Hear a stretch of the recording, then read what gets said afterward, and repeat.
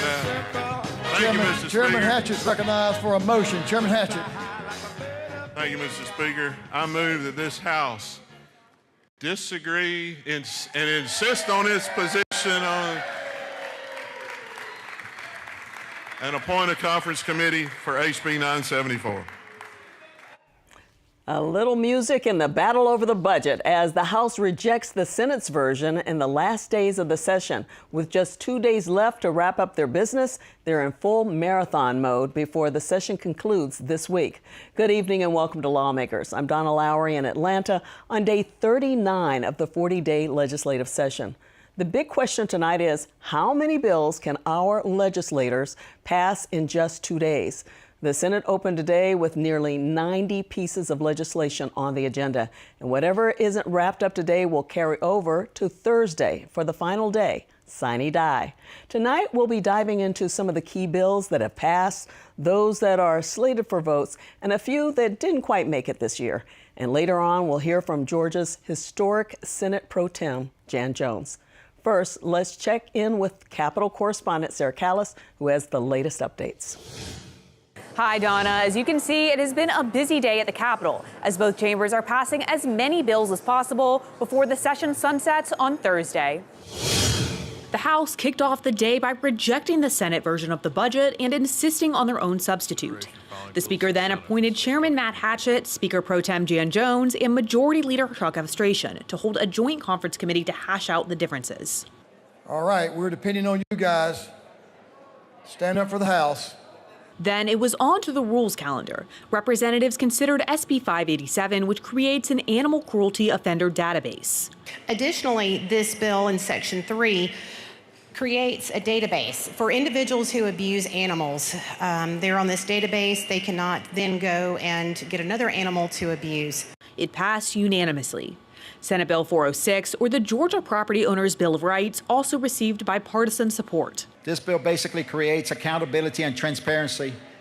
It creates an administrative process for homeowners to file their complaints to be heard by a neutral hearing officer by the Secretary of State's office. The bill also increases the minimum delinquent HOA payment required for the HOA to foreclose on a property. It passed 155 to 10. After a lunch break, the House approved SB 552, the True Patriotism and Universal Student Access, or TPUSA Act.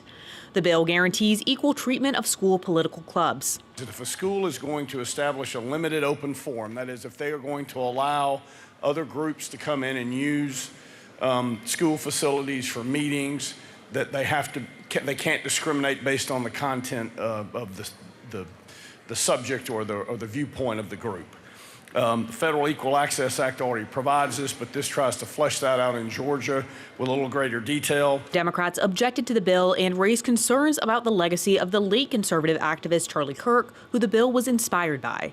This bill is an homage to a particular organization, Turning Point USA, with a particular viewpoint. That homage is contained within 2 short lines of the text of this bill. Now, that text doesn't serve any purpose in this bill other than honoring Turning Point USA. The bill passed 95 to 68 along party lines. The House's rejection of the Senate's budget proposal caused feigned consternation on the Senate floor. On Friday before they left, when they left this chamber, left this building, do you know what they chanted as they sent back the perfect document you had prepared? They chanted, "Send it back. Send it back." And I asked that 3 appointees be appointed, that Mr. President, you would choose our best and brightest, not our oldest and feeble. Those who are prepared to either come back behind their shield or on it. The Senate agreed to form their joint committee and meet with the Houses. After that, they went to work on the 85 pieces of legislation on their calendar. First up, HB 1193. It would fund literacy coaches for every school in the state with a kindergarten through 3rd grade to improve reading skills and comprehension, as well as provide literacy and dyslexia screenings. The bill has been a top priority for House Speaker John Burns this session.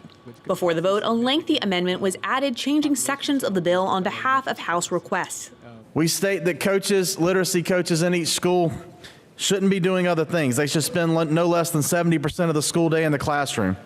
They should have no other activities like coaching and mentoring. They should literally, while they may be doing coaching and mentoring as it relates to literacy, that we don't want them to have other administrative duties. The bill had one significant rule change from past educational doctrine. First graders can now be held back if they don't meet the new reading standards. The amendment, the committee substitute, and the original House bill provide different ways for parents to be informed that their children may be held back. But what we do stop here is any type of social promotion to make sure that a child is ready to proceed out of first grade and that they are reading on grade level or understanding the science of reading or understanding our reading programs before we just socially promote them to a higher grade. The bill was unanimously passed. And HB 1116 would limit the growth of property taxes for most homeowners. A 3% cap on yearly property tax assessments would go into effect in 2028. And counties and municipalities would no longer have the option of opting out of the plan that was passed in 2024.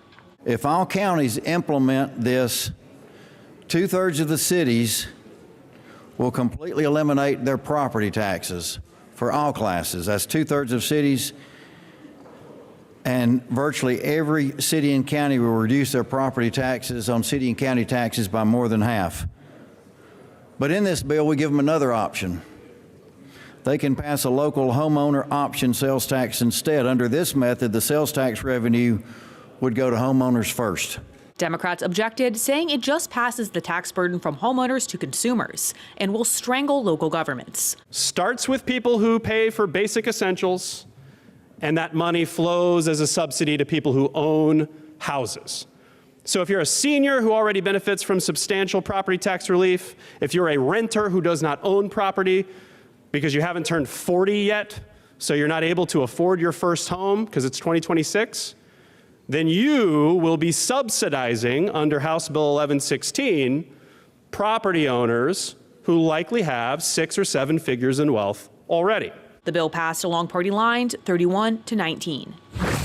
Also today, the House rejected a proposal that criminalizes the loss, removal, or destruction of monuments, including Confederate monuments.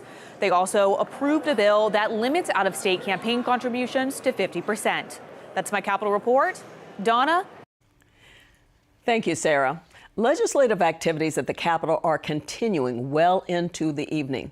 Earlier today, I had the chance to speak with several lawmakers. One of them was Republican Representative Sandy Donachucci from Beaufort. We focused on her proposal for maternity leave for state employees. This is very important for our state employees as well as our teachers. It gives the maternal birth mother 3 additional weeks. It's taken immediately after birth so that they have time to heal. They have time to spend time with their new baby. And we hope by doing this that we get to bring them back into the classroom. So they're teachers as well as parents, mothers, and we want to make sure that we get them back. It's called Math Matters, HB 1030. Yes, so I'm very excited about that. We've actually passed from the House to the Senate, back to the House, and onto the governor's desk. So this is a bill that allows our students, 4th and 5th grade, we're going to give them an hour's worth of math. And this is being done over in Alabama. Alabama is the only state in the country whose children are testing at pre-COVID levels for math. So it's a very important situation for our 4th and 5th graders. Another part of the bill is that 6th through 10th grade, the students, based on their scoring, end of class or end of grade, will automatically be put into advanced math. So we're making sure that nobody's left behind if they're a distinguished learner, and then if they're a proficient learner, then there's some options that can be discussed with the local schools. Next, my interview with Democratic Representative Gabriel Sanchez of Smyrna. One of his bills is the Students Speak Act. Here's what that's all about. So this bill, what it does is this adds a student representative and further clarifies the teacher representative in the State Board of Education. These are non-voting ex officio members of the State Board of Education, but they are still there to be able to advise on policy because those are people who are going to be directly impacted. Some school districts already have that. Yes. And we want to make sure this bill clarifies that any local school district is allowed to do that, and they can set the rules for that as well. Okay, let's go to HB 1188, encourage transparency when it comes to rent pricing. Yes, House Bill 1188, and I want to mention both of those bills have bipartisan support because I think we all agree on first off education, and then on this bill, housing, right? There's a lot of different issues when it comes to our housing crisis. This one is a particular one that hits close to home as well, because I'm a renter, and I've had to deal with this myself. It bans hidden fees from being implemented. So in my case, right, our apartment, it installed this internet that no one wanted and no one ever heard of before to all of our apartment complexes, and it doesn't work at all. No one likes it. But because they installed it and it's on, we have to pay for it even if we don't use it. So I currently pay for 2 different internet services because the other one doesn't work well, so I use the one that I want. So it's an extra fee that's unnecessary, and I want to make sure we can ban those kind of hidden fees. And also, if there's a mandatory fee that's required by law, it has to be marketed along with the rental price so people know what they're paying up front. Let's talk about HB 864, End Corporate Ownership of Georgia Homes Act. Yeah, so this is another housing piece of bill. You know, this is the number one issue I've heard at the doors, right, is the cost of housing overall, right? And everyone talks about how we need more supply. One of the main reasons we have lost supply of housing is because we have these huge investment firms and huge corporations coming into Georgia and buying up all the single-family housing. In fact, the Atlanta housing market has the highest rate of corporate ownership in America and has one of the most inflated housing markets.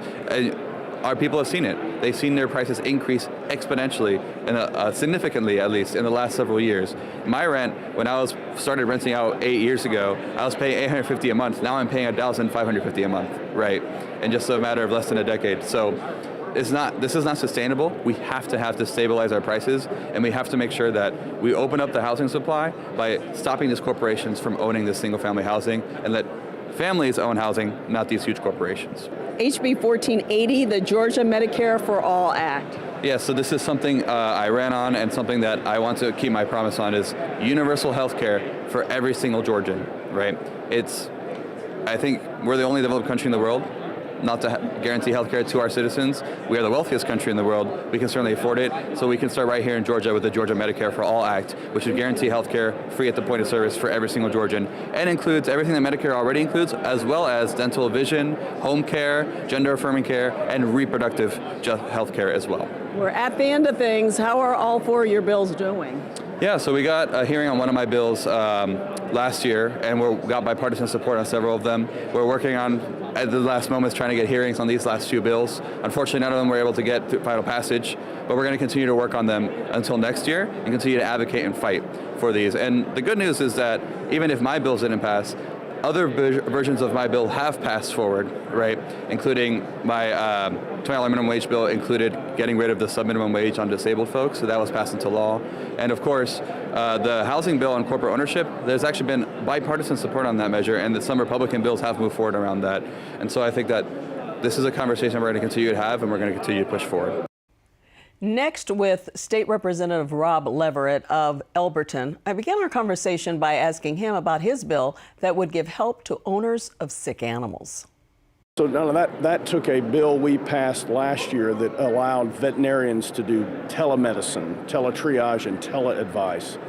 But they had put a geographic limitation on it that would prohibit veterinary poison control centers from operating, or that was the worry or the fear. And also would arguably have limited the ability of a vet to give advice about a poisoned animal over the phone.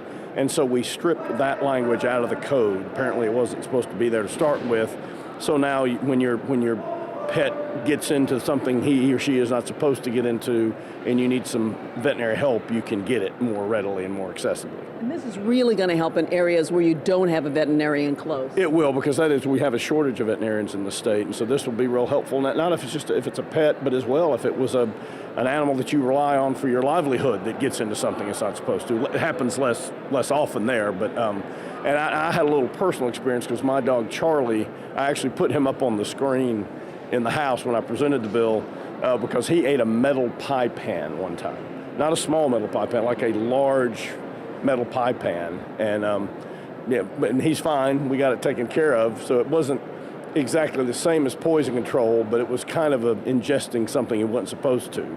So I had some personal experience I could bring to bear when I talked about the bill. I think Charlie thinks he's Super Dog or something like that. Well, he's famous now. He's been up on the screen in the floor of the House. Let's talk about HB 998. What's that about? So 998 was the bill that if you are in a rural area and have basic phone service, this was crucial to the continued affordability and accessibility of phone service, basic phone service out in rural areas.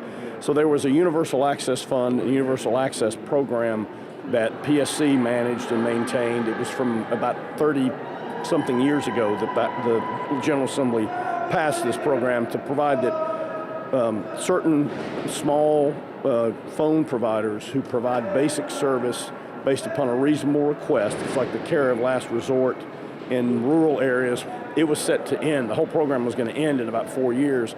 And so a lot of the smaller providers were having trouble with their financing, and there was just a concern they wouldn't be able to maintain those lines because you have a lot fewer people per mile. You're not really getting as much revenue off of them. So we extended it another 10 years, put some guardrails around it, and provided the PSC will provide the General Assembly a biennial report on the fund. A big thank you to Representatives Donatucci, Sanchez, and Leverett for their time on this very busy day. And coming up, we'll hear from Speaker Pro Tem Jan Jones. Stay with us.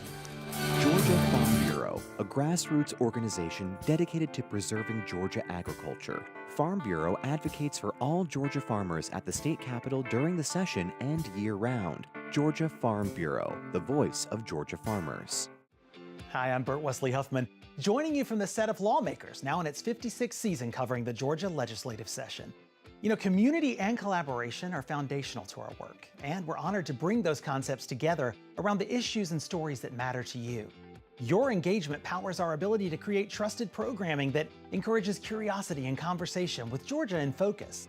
It's all here for you, so please support it now with your generous gift at gpb.org/give. It's not a country thing or a city thing, but it is a get the crew together thing. It's not a soul music thing or a folk music thing, but it is a finding your new favorite local band thing. It's not a Yellow Jacket thing or a Bulldog thing, but it is a Football Fridays thing that brings every fan to their feet. Tune in to GPB. It's a Georgia thing. We came across this intriguing story. Things are starting to get going. Are you prepared? It is a golden opportunity.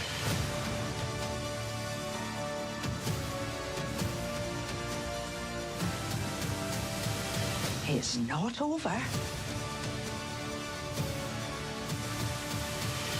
It will be all that you've dreamed of.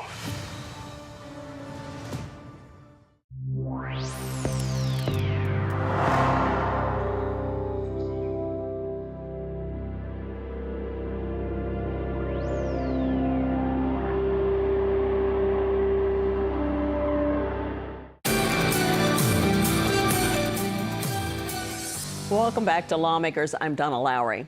Georgia's political history is rich with achievements, primarily from men. Tonight, we're honored to feature a remarkable woman who has broken barriers, Speaker Pro Tem Jan Jones.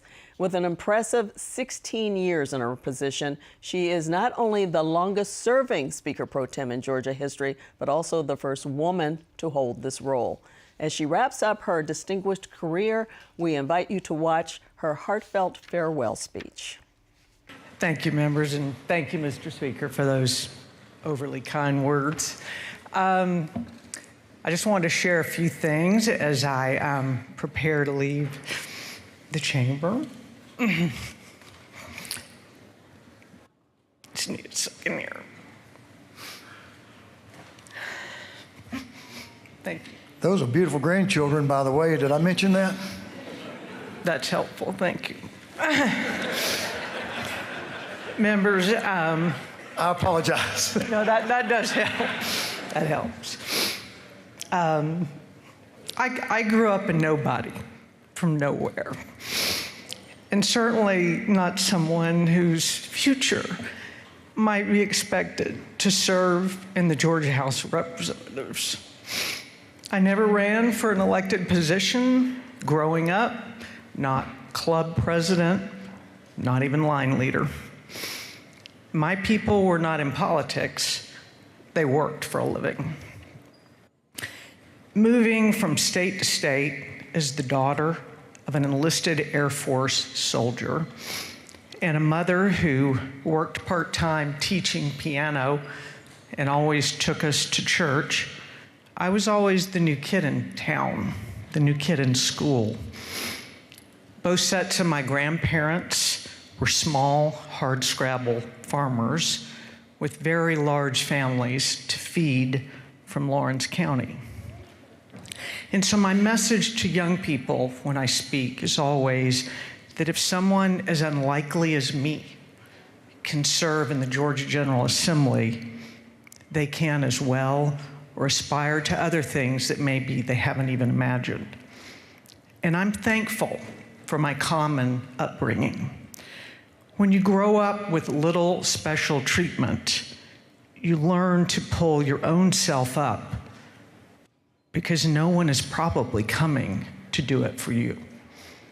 My life experiences influenced and shaped my intensity, which some of you are probably aware of as a state representative, to try to create opportunities for all young people, particularly the nobodies from nowhere.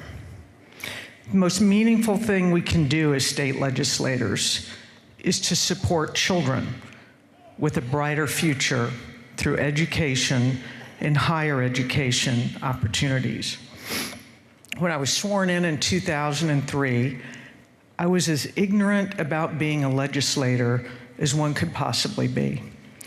It soon became clear to others as well with my first bill. I sat down to discuss it with a longtime senator who also represented my area, and he listened and he told me it was a good bill for me. I took it as a positive sign, and I asked him if he'd carry it in the Senate, and he responded, absolutely not.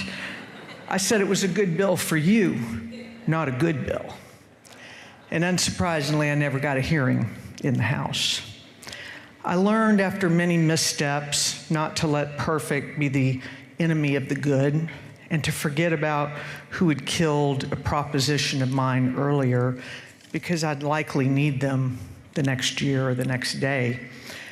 And many of you know I'd much rather kill a bad bill than pass a good one because it's very hard to unwind bad policy that's in law. I learned to include in my deliberations the empty chair representing the quiet people we don't hear from and who don't have a paid lobbyist advocating for them in the hall. My seatmate for 8 years suggested I incorporate a little humor into my comments today, and I have demurred because family and friends know my politically incorrect humor is best reserved in private. Yes, I can and have said that, but not from the well. Along with other old-timers, we've watched how the House has changed to meet the times over the past 20 years. No more smoking in the anteroom as the pages filed by. No more 40 pages of local earmarks in the budget for band uniforms and baseball fields. No more scribbled amendments on the fly put up on the screen and designed to nullify one another. And I'll be cheering you from afar as you create new state policies and chamber traditions that will better reflect our people's needs. I'm truly appreciative for every single staffer in the Capitol that keeps this place running. I have a red light that'll come on soon, so I don't have time to name them all, but Dewey did a good job of that earlier.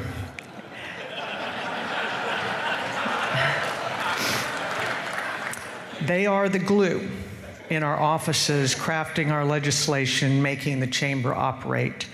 And my staff has made me look better than I deserve, and I want to thank Sheena and Emily for their care and support, and Tyler, who recently moved on to greener pastures. I want to thank the many House members, both here and no longer in the chamber, that enriched, stretched, informed, pushed, and shared life with me over these 24 years. We've spent many hours together in meetings, committees, dinners, lunches in the chamber. And we do discuss and we fight and we mostly reconcile to try to make the state work for all our people. I'm truly grateful to each one of you, including the advocates in the hall and the squatters in my office. I value your friendship more than you know, and I believe in you, and I know you will continue to improve the lot for all of Georgia. I want to thank the constituents that elected me for 12 terms to represent them and their interests. They are the point, and I've tried to do right by them. I owe this entire body my gratitude for electing me to serve as Speaker Pro Tem for 16 years. It's been a privilege to serve you in that role, something I could not have imagined growing up. Speaker Burns, I'm grateful to have had the opportunity to work with you, and I have every confidence in your leadership and ability to look at the broader picture and the entire state when evaluating legislation and priorities. You truly are a good man, Mr. Speaker.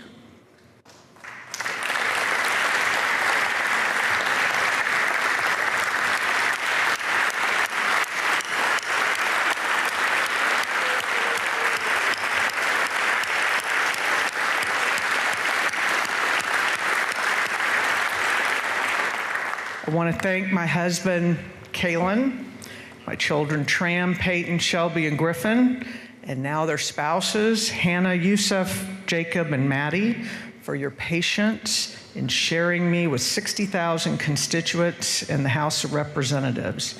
Any regrets that I ever have as a legislator are only for the times I didn't join you or our little grandchildren, Agnes, Felix, Annika, and Mina, or missed an event, a spring break, one year even a prom on crossover night, or all the other significant and mundane moments that life in elected office can get in the way of. Thank you for standing by me.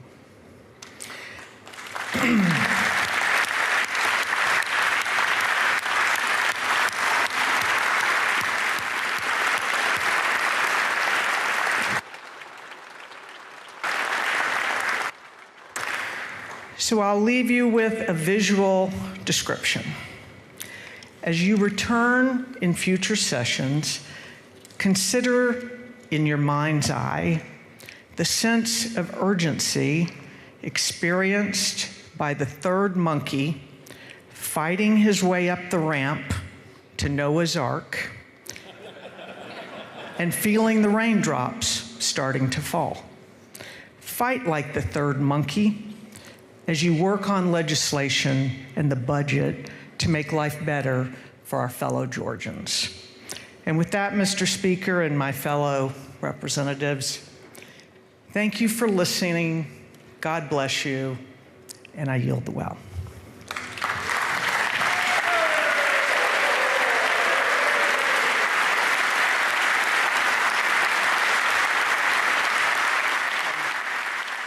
We wish Speaker Pro Tem Jan Jones all the best.